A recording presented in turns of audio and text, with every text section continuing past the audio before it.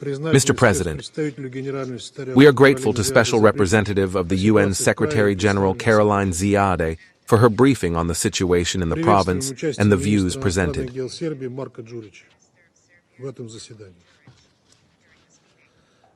We welcome the participation of Foreign Minister of Serbia, Marko Đurić, in this meeting.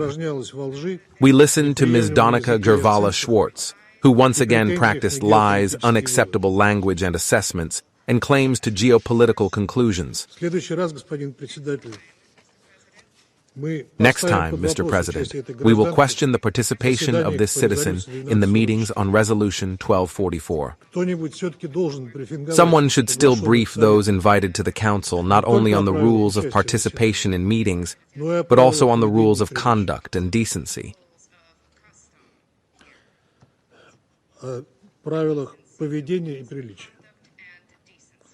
Otherwise, as usual, Mrs. Grvala-Schwartz painted us a rosy picture of what was happening in the region, this young, so-called democracy.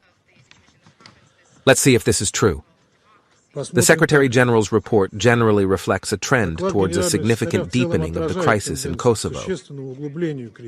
The main reasons have remained unchanged. This is Pristina's chauvinistic policy towards the Serbian community, as well as the policy of a number of Western countries to undermine the international legal foundations of the settlement.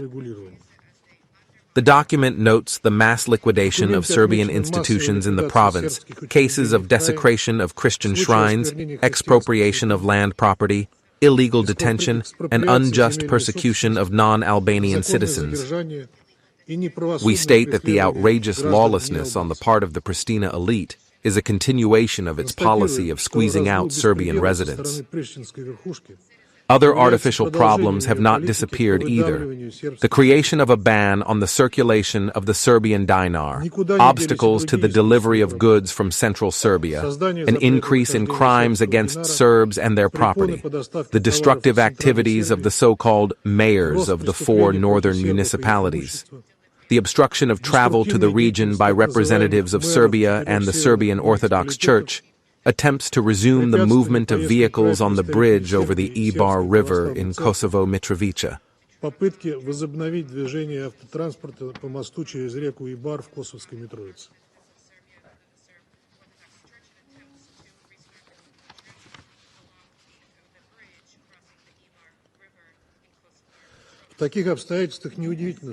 In such circumstances, it is not surprising that the rate of return of refugees and internally displaced persons to the province remains extremely low. In 6 months, only 55 people, 29 of them were Serbs. The exodus of the Serbian population continues. Over the past year and a half, about 20% of the Serbs living there have left Kosovo. In order to reverse this negative trend, Belgrade has initiated measures to support the poorest non-Albanian residents of the province.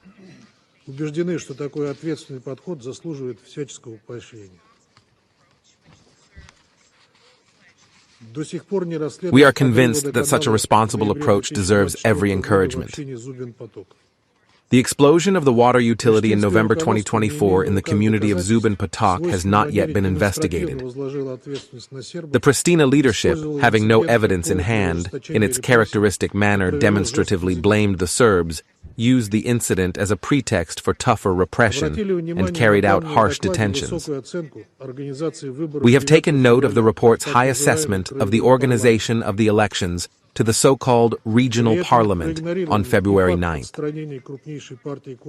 At the same time, the fact that the largest party of Kosovo Serbs, the Serbian list, was removed from observation mechanisms, and the fraud during the voting, with the help of which a figure from the local Serbs controlled by the Kosovo Albanians was dragged into the assembly, were ignored.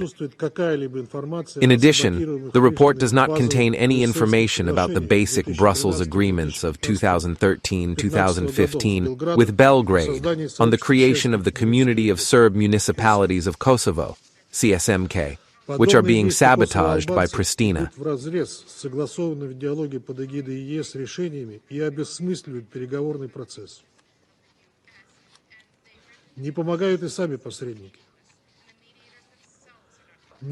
Such actions by the Kosovo Albanians run counter to the decisions agreed upon in the dialogue under the auspices of the EU and make the negotiation process meaningless. The intermediaries themselves do not help either. They respond to every unilateral step by Pristina only with a purely formal condemnation, addressing their calls for restraint to both sides. In fact, they are suggesting that Belgrade come to terms with the fait accompli. At the same time, we are struck by the persistence with which the EU is promoting the Brussels-Ohrid understandings of February-March 2023, which do not even exist on paper. Это еще раз свидетельствует о неспособности Брюсселя исполнять роль честного брокера.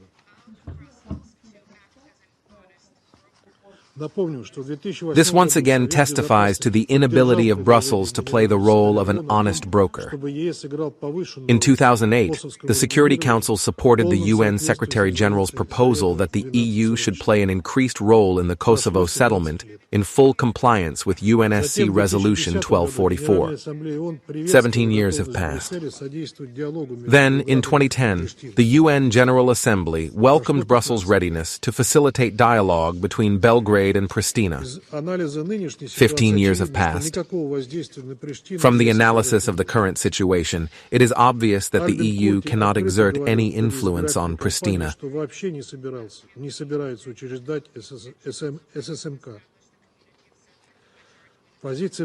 Albin Kurti openly said during the election campaign that he was not going to establish the SSMK at all. The position of Brussels, which stubbornly ignores the tragedy of anti-Serb ethnic cleansing in Kosovo, encourages the provisional institutions of self-government in Pristina to continue to oppress the Serbian population. The EU mediation has completely failed. We do not understand why the EU delegation has requested a UN Security Council meeting today in such circumstances, apparently to remind of its existence and to correct its completely damaged image on the settlement issue at the expense of the Council's authority. Paradoxically, instead of solving the main problems of the province, the efforts of the Pristina regime and its NATO patrons are aimed at aggravating them. The transition to the final phase of the creation of the so-called Kosovo Army has been announced. Deliveries of military products from NATO countries continue. We are talking about drones, armored vehicles, anti-tank weapons, artillery pieces, and other weapons. It is planned to purchase air defense systems and military helicopters. The foundations of the local defense industry were laid. All of this flagrantly violates Resolution 1244. Of particular concern is the signing on March 18th by Zagreb, Tirana, and Pristina of a joint declaration on some kind of defense cooperation. Moreover, the so-called Prime Minister, Albin Kurti, does not hesitate to talk about the anti-Serb charge of such an alliance and promotes dangerous, Greater Albanian rhetoric.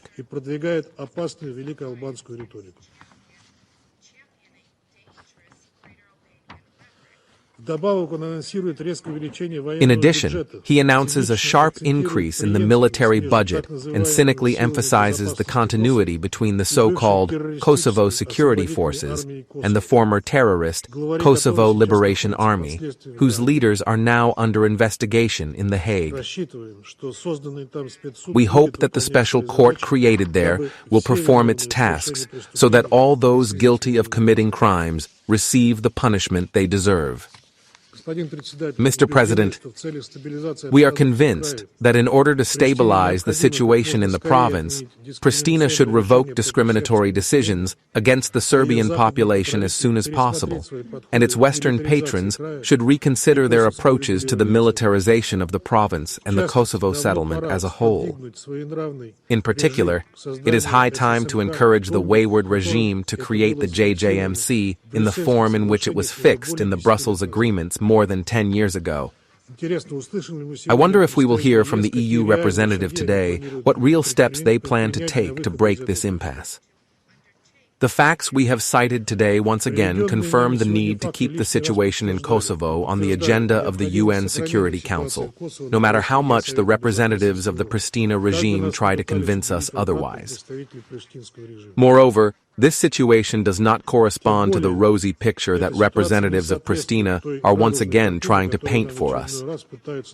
Instead, I would like to hear from Ms. Gervala Schwartz what steps have been taken to bring to justice the Kosovo Albanians responsible for the beating of UNMIK officer Mikhail A. Krasnoshchikov on May 28, 2019, as well as to receive clarifications regarding the illegitimate declaration of persona non grata of mission employee Andrei Antonov in 2021.